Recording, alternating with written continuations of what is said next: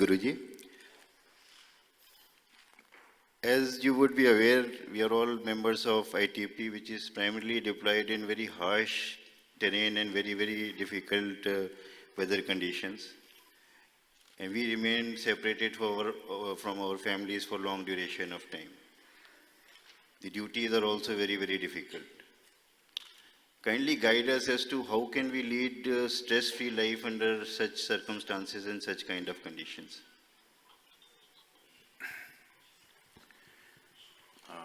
Namaskaram to everyone.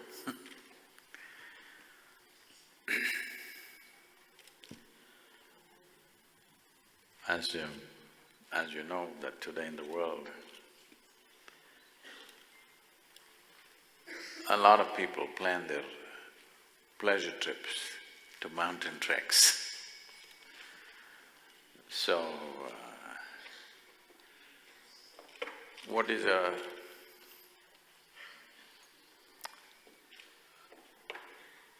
is considered a harsh duty, somebody thinks is pleasure. Only thing is they don't have to be there the whole year, that is their thing, they're there by choice.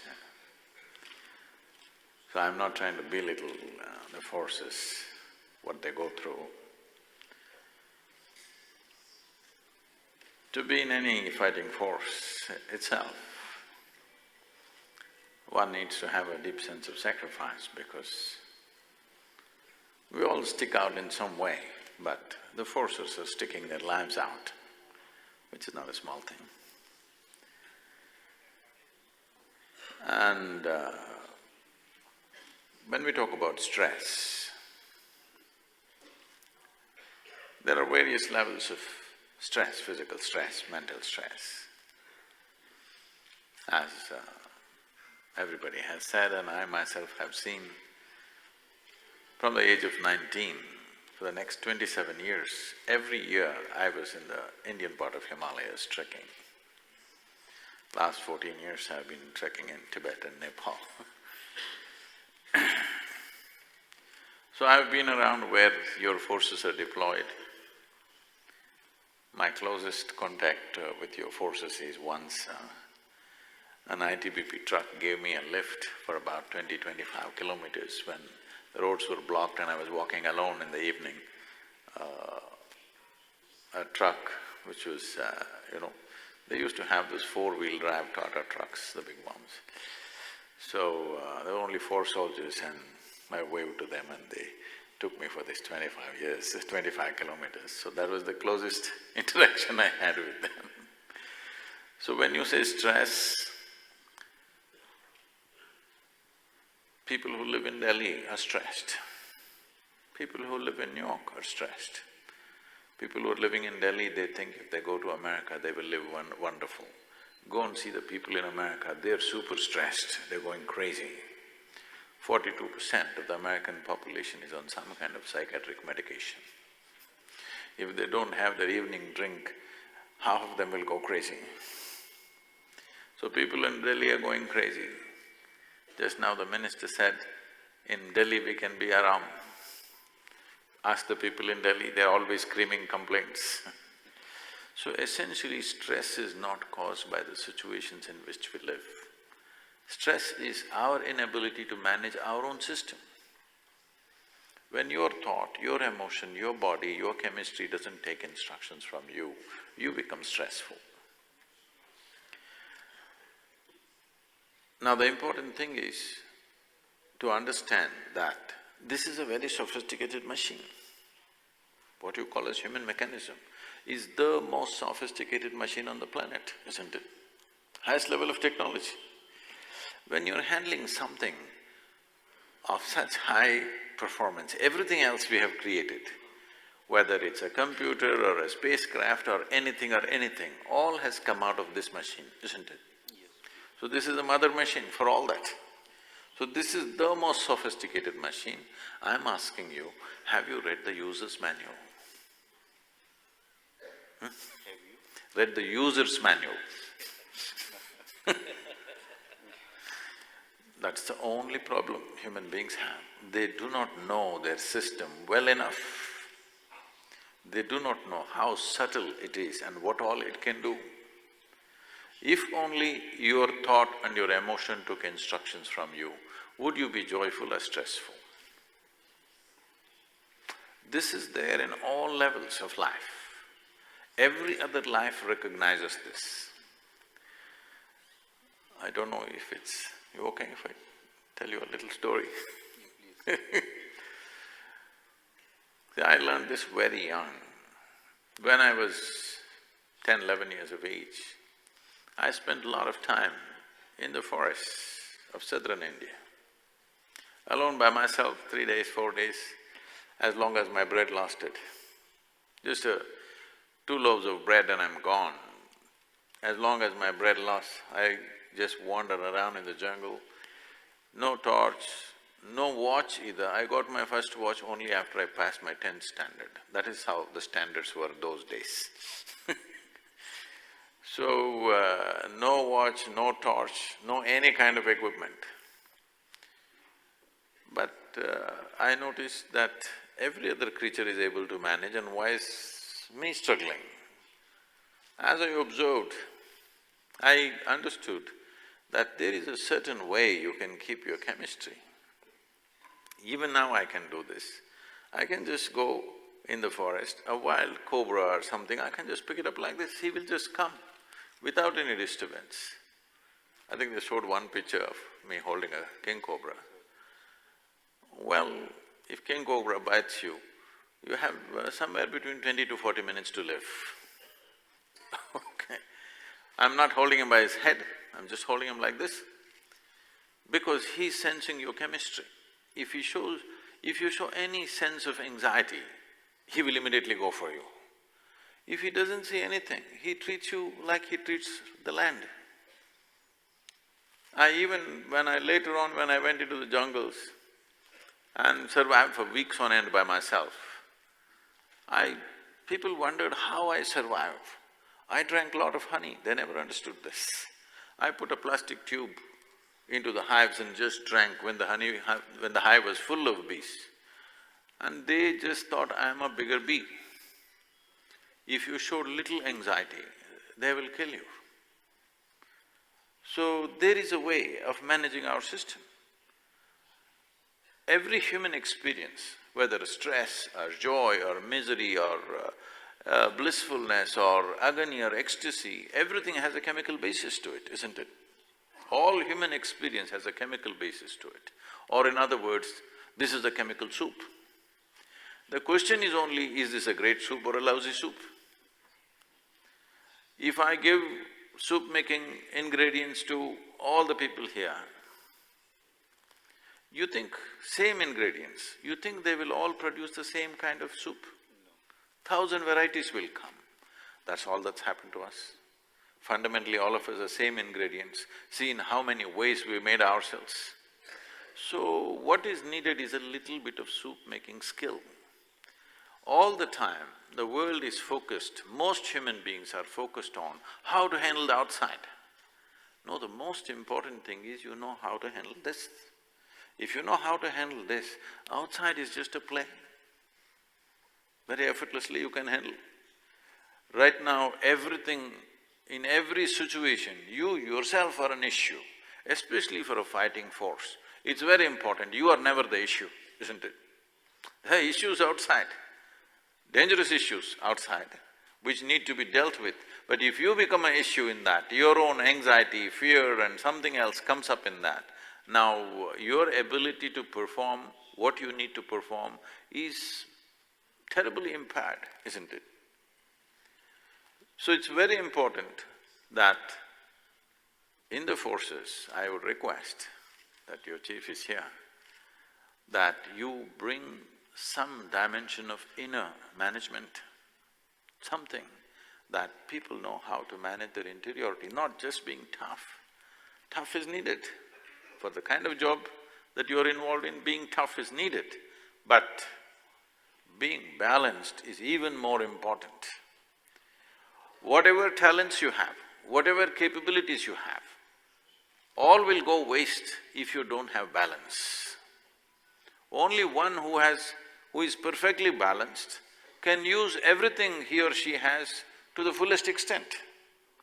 Otherwise, you may have many things. If you don't have balance, it'll all spill all over the place, your talent. It doesn't produce any result. So, stress is not a consequence of situations. Stress is a consequence of our inability to handle ourselves. We must equip ourselves in that direction.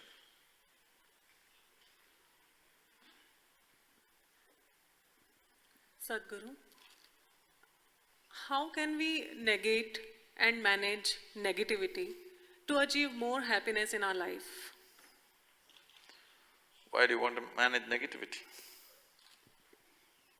You like it? Just to become a positive-minded? No. I must tell you this. Many years ago when I first went to United States, wherever I went, everybody was talking about stress management. I kind of wondered, why would anybody want to manage stress? Because in my understanding, we manage whatever is precious to us, our family, our business, our wealth, our money, whatever is precious to us, why would you want to manage stress? It took me a while to understand people have made a conclusion that stress is a part of their life. Stress or negativity or whatever you want to call it is not a part of your life, you're making it up, isn't it? So, your negativity, where is the manufacturing unit? No, where is the manufacturing unit? Where does it come from? From yourself. You just have to shut down that factory. Why do you want to manage a factory that you don't want? If you're producing something that you don't want, why are you trying to manage it? What you want, you must manage, isn't it? So, oh, is it that simple? Will it go away? The thing is this, no positivity comes, no negativity comes from within you, only thoughts come. Yes? Thoughts come from what? From whatever you have seen today, from whatever you have experienced in your life. Based on variety of inputs that have gone into you, thoughts are getting generated. Now you want to defeat a particular thought, you want to fight it. I know you're a soldier, but there are certain things you cannot fight because they don't exist. How to fight something that you don't exist? Can I tell you a joke? Hello? Yes. This happened to an Indian man who went to California, of course as a technology person. Then he started playing in the stock market and in 1996, I think, he made a huge amount of money. He had a windfall, hundreds of millions of dollars he made. And just the previous year, he had divorced his wife very appropriately, because in California law, if you divorce, you have to give 50% to your wife. After he divorced his wife, he made this huge amount of money. He's already over 60 years of age, so he wants to spend it on himself. He bought himself a Ferrari, 1932 Ferrari, which is $36 million. He bought a $80 million home in Beverly Hills. Like this, he went about splurging upon himself. Then he decided to have a medical test. In Northern California, there are medical institutions which are swankier than 7-star hotels. It's not like some dreary medical test that you go through in the forces. 15 days you admit yourself, you can choose your tests. All kinds of esoteric tests, they'll check your aura, the length of your aura, the color of your aura and all this kind of stuff. So, a nice place, it's like a resort and they appointed a young woman, pretty-looking woman, who was taking care of him. He liked the entire experience. On the 4th day, he was lying down in his bed. Unfortunately, what should happen in the toilet happened on the bed. Now he saw how to clear up this mess, he's messed up the bed. Not knowing what to do, he was thinking about it. Just then he heard the footsteps of this young lady who was coming towards his room. He didn't want this young woman to see the mess on the bed. Unfortunately, in America, ladies don't walk quietly, they walk talk, you know. So when he heard this talk, he knew she's coming, he doesn't want her to see this mess. Not knowing what to do, he picked up all the sheets and threw it out of the 5th floor window. Down below, a regular man was just going home from a party. Such an unfair world. See, a man is expected to walk on a round planet and the damn thing is spinning all the time. With great difficulty, this they realize only after parties that the planet is round. He was walking sideways and going home. It helps to go sideways, isn't it? He was walking sideways and going home. Just then the sheets came and covered him. He screamed and yelled and fought with the sheets. It took him over 2 minutes to get the sheets down. By then the security came rushing and they asked, "What's all the commotion about?" He was standing there dazed, looking at these white sheets on the ground. He said, "It looks like I've beaten the shit out of a ghost." So these are ghosts that you create and then you fight. If you enjoy the fight, fight for some time. But you must know these ghosts are your creation. And the ghosts that you create, if you win over them, then you're really lost, isn't it? So there is no need to fight negativity, you just have to understand it's you who is creating it. If there is a little distance between you and your thought process, is it true that you're not the thought, isn't it? It's your thought. Is this your little finger? This is not this, yours. It's your finger, it's not you, isn't it? Similarly, it's your thought, it's not you. So, what is you and what is yours, if there's a little space, these things are finished in one shot. So, we can give you a simple process, it's called Isha Kriya, it's available on any phone, you can download an app and just do it. This will be wonderful for the forces because the physical demands, I'm saying, the physical demands that are there on a person when you're in the mountains. Every year, I've been there for more than 40 years in some mountains all the time. Now in August, I'm going to Tilicho Lake in Nepal. Yeah, about 17,400 feet, I think. So every time I go to the mountains, my body creaks, tough, muscles hurt, knees hurt, bad toilets or no toilets, all this, then I think, oh, I've done enough mountains, this is it. This year I'm closing it. But within 3 months, again I'm planning the next trip because in spite of all the physical stress that happens to you, there is something that you cannot do without out there. I'm sure when they're there, they're cursing it, you send them back home, they want to go back to the mountains. But the important thing is when there is such a physical stress on the body, when you're stretching your body beyond limits, having a little distance between you and the body, between you and the mind is of tremendous importance. We can give you a simple method called Isha Kriya, with which you create a distance between you and your body, between you and your mind. Suddenly you see, you're able to do things with your body and mind like you never imagined possible. You don't have to fight you don't have to encourage positivity, fight negativity, no such thing. Being realistic is very important. Maybe the situation is negative, you better see the negativity, especially being a soldier. You cannot be very positive. You must see what is there. You must be always expecting the worst. If you are expecting the best all the time, somebody will give you the worst, isn't it? So, you should not get into this business of positivity, negativity. This is for American socialite ladies. They're talking all these fanciful things because nothing happens in their life except breakfast, lunch and dinner. When they're having breakfast, they're planning their lunch, when they're having lunch, they're planning dinner. This is all they do. For them, all these things. For you who's out there sticking your life out, it's very important you have clarity of mind, you simply see what is there, neither positive nor negative. Very important. Namaskaram Sadhguru. I would like to ask that as ITBP personnel, sometimes we face certain ups and downs in our professional lives. sometimes we see situations where even life is at stake.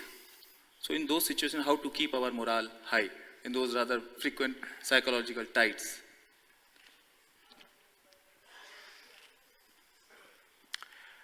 See, human mind is a complex, very complex structure. We are who we are on this planet. As human beings, we are dominating this planet compared to every other creature only because of our intelligence, not because of our strength, isn't it? You have seen with great difficulty when you're walking up the mountain, those mountain goats ran up at 10 times your speed. Just a goat, yes or no, in any kind of terrain. So, physical strength is not our forte. We have an intelligence. But this intelligence is useful to you only if it works for you. When it works against you, initially you call it stress, then you call it misery, then you call it psychological disorder, then you declare this is total madness. All that's happened is, your intelligence has turned against you, isn't it? So it's extremely important for anybody, not just for a soldier, and particularly for a soldier, as you said, because you're sticking your life out. But even for a man who's driving on the street right now, if his intelligence doesn't work for him, he could also die, isn't it? In fact, more people die on the streets than on the battlefields all over the world, particularly in India. Every year, about 140,000 people die on the Indian roads. That many people have not died in all the 4 wars, probably. Unfortunate reality is happening every day because somewhere there are situations beyond us that's different. But we should not be the problem, isn't it? If we should not be the problem, our intelligence should work 100% for us. If you say stress, what does it mean? This means your intelligence is not working for you, it's turning against you. Outside there is somebody creating problem for you. Instead of dealing with that, my own intelligence turns against me, then how do I handle the outside?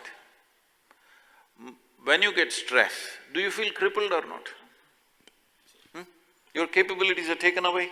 What you were normally capable of is taken away simply because of stressfulness or fear or anxiety or something else that grips you. But this is from inside. This is your mind turning against you, isn't it? So, there are simple processes with which we can ensure that our body, our chemistry, our mind does not turn against us.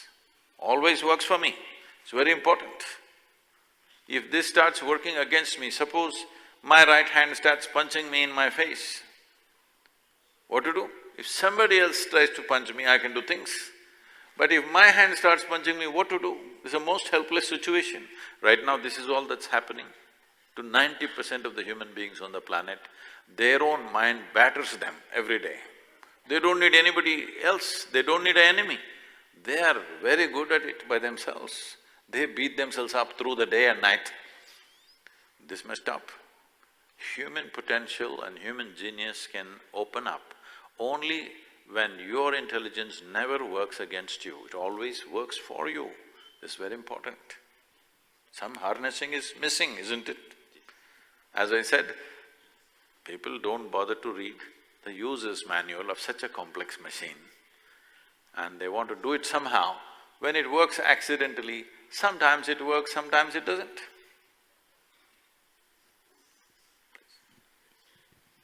Sadhguru, unity in discipline, harmony, camaraderie, these are all the strengths of the armed forces. In your opinion, what more is required for us to make us stronger from within? Balance. Balance and clarity. If one is absolutely balanced, you will see suddenly human beings are able to do things that they never thought they could do in their life, simply because they're balanced. So you must understand this.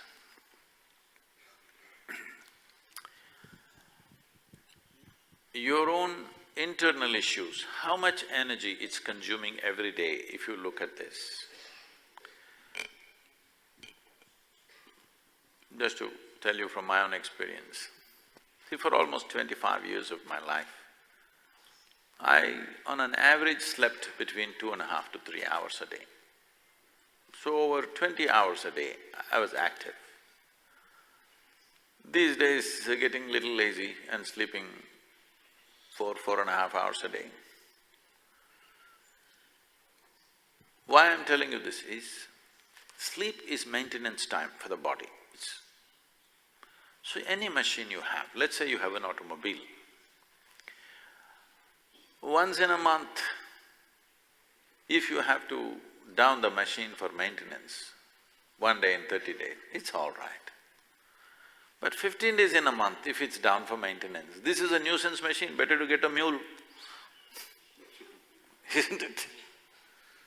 So right now, in 24 hours, if 8–10 hours is maintenance time for anybody, any body, it's a nuisance machine, isn't it? Why is this happening? One reason is your own system consumes so much energy simply because of lack of balance within itself. While you're climbing a mountain, if the footing is right, you're going, there is a demand on every muscle when you're going up. But suppose you lost little balance, do you see suddenly how much energy it consumes? Mild, just off. This is happening within you all the time.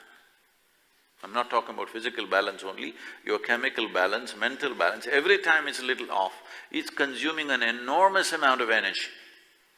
So because of that, there is not enough energy for life as a process. Because of that, there is more maintenance to the system because it's out of balance. If you bring balance, the maintenance levels that the body demands will go down considerably, and the energy that you have also will be almost boundless simply because you're balanced and it doesn't consume any energy. Whether it's anything, if an automobile, if the four wheels are not properly aligned, well, it will not perform, isn't it?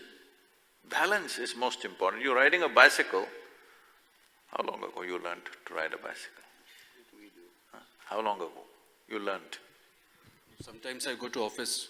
No, how long ago did you learn to ride a bicycle? Oh, childhood, around 1 month, when I was 4 years old. So, first day when you're riding the bicycle, it's like this because you don't have balance. It's very exhausting. Once you have balance, you see how much freedom, hands-free, you can ride, you can look here and there, you can whistle at somebody, you can do what you want.